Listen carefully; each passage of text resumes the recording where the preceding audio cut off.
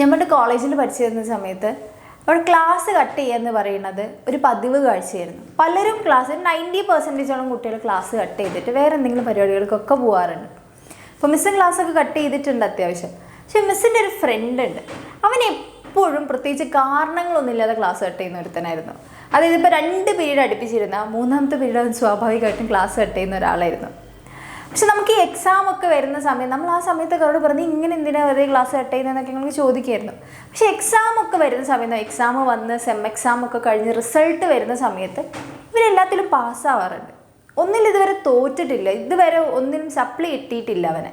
പക്ഷെ പാസ്സാവുമെന്ന് പറയുമ്പോൾ ഭയങ്കര മികച്ച മാർക്കല്ലെങ്കിലും അത്യാവശ്യം മാർക്കൊക്കെ വാങ്ങി തന്നെ അവൻ പാസ്സാവാറുണ്ട്. അപ്പം ഞങ്ങൾ ചോദിക്കും, മര്യാദയ്ക്ക് ക്ലാസ്സിലും കയറുന്നില്ല, അവൻ പാസ്സാവുന്നു. ഇവിടെ ബാക്കിയുള്ളവർ ഡെയിലി ക്ലാസ്സും കണ്ട് റിവിഷനും ചെയ്ത് എക്സാംസും അറ്റൻഡ് ചെയ്തിട്ടൊക്കെയാണ് റിസൾട്ട് വരുന്ന സമയത്ത് അത്രയും എഫേർട്ട് ഇട്ടിട്ടാണ് നമുക്ക് പരീക്ഷകൾ എഴുതാൻ പറ്റുന്നത്.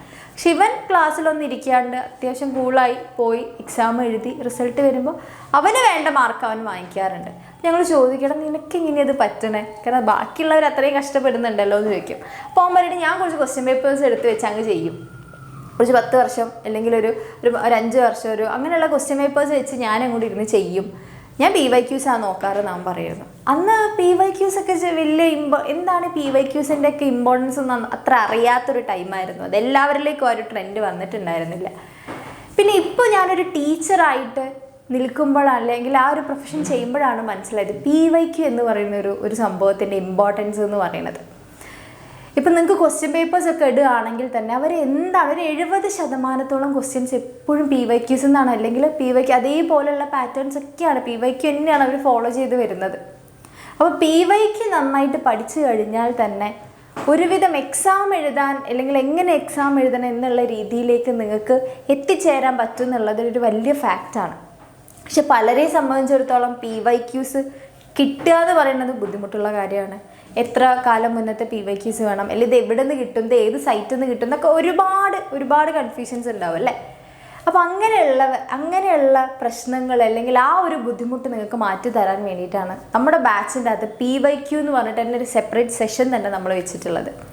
അപ്പോൾ അത് മാത്രമല്ല വേറെ ഒരുപാട് സെഷൻസ് ഉണ്ട്, നിങ്ങൾക്ക് അറിയാമല്ലോ. അതുപോലെ ചാപ്റ്റർ വൈസ് എക്സാമും മോഡൽ എക്സാംസും പിന്നെ മന്ത്ലി എക്സാംസും എല്ലാം ഉള്ള കാര്യം നിങ്ങൾക്ക് അറിയാമല്ലോ.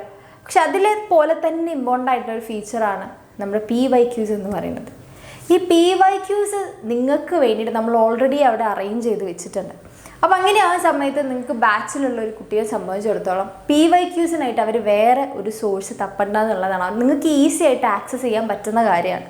അപ്പോൾ PYQs വെച്ചിട്ട് നിങ്ങൾ ബാച്ചിൽ നമ്മൾ അവൈലബിൾ ആക്കിയിട്ടുള്ള ആ ഒരു ക്വസ്റ്റ്യൻസ് ഒക്കെ വെച്ചിട്ട് നിങ്ങൾ വർക്കൗട്ട് ചെയ്യുകയാണെങ്കിൽ തന്നെ നിങ്ങൾക്ക് നല്ല രീതിയിലുള്ള മാർക്കുകൾ നിങ്ങൾക്ക് സ്കോർ ചെയ്യാൻ വേണ്ടി പറ്റും. ഇനി അതല്ല നിങ്ങൾക്ക് PYQs കണ്ടെത്താൻ പറ്റുന്നവരാണെങ്കിൽ ഓക്കെ, PYQs നിങ്ങൾ എന്താണെങ്കിലും റെഫർ ചെയ്യണം എന്നാണ് എനിക്ക് പറയാനുള്ളത്.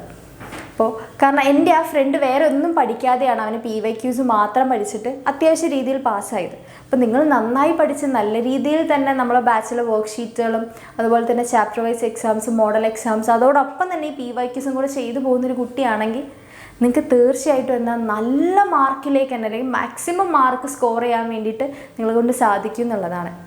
നമ്മുടെ ബാച്ചിൽ അഡ്മിഷൻസ് ഒക്കെ നടക്കുന്ന കാര്യം നിങ്ങൾക്ക് അറിയാമല്ലോ അല്ലേ. നിങ്ങൾക്ക് 4,999 നമ്മുടെ ബാച്ചിൻ്റെ ഫീ വരുന്നത്. അപ്പോൾ നിങ്ങൾക്ക് ജോയിൻ ചെയ്യാൻ താല്പര്യമുള്ള കുട്ടികൾ എത്രയായിട്ട് ജോയിൻ ചെയ്തിട്ടില്ല ഇപ്പോഴും വെയിറ്റ് ചെയ്തിരിക്കുകയാണെങ്കിൽ നിങ്ങൾ ഒരു കാരണവശാലും നിങ്ങളുടെ സമയത്തെ നിങ്ങൾ പാഴാക്കി കളയരുത്. കാരണം ഇപ്പോൾ പാഴാക്കുന്ന ഓരോ സമയം ഓർത്ത് നിങ്ങൾ പിന്നീട് എക്സാമിനോട് അടുക്കുന്ന സമയത്ത് വല്ലാതെ റിഗ്രറ്റ് ചെയ്യും. അപ്പോൾ നിങ്ങൾക്കൊന്നും ചെയ്യാനും പറ്റില്ല. ഇപ്പം നിങ്ങൾക്ക് തീരുമാനമെടുക്കാനുള്ള സമയം നിങ്ങളുടെ മുന്നിലുണ്ട്. അപ്പോൾ എത്രയും പെട്ടെന്ന് ബാച്ചിൽ ജോയിൻ ചെയ്യുക, എന്നിട്ട് അടിപൊളിയായിട്ട് പഠിക്കുക. അപ്പോൾ താഴെ കാണുന്ന നമ്പറിൽ കോൺടാക്റ്റ് ചെയ്താൽ മതി. അപ്പോൾ അവർ നിങ്ങൾ തിരിച്ച് കോൺടാക്റ്റ് ചെയ്തിട്ട് ഡീറ്റെയിൽസ് കാര്യങ്ങൾക്കൊക്കെ അറിയാൻ വേണ്ടി പറ്റും കേട്ടോ.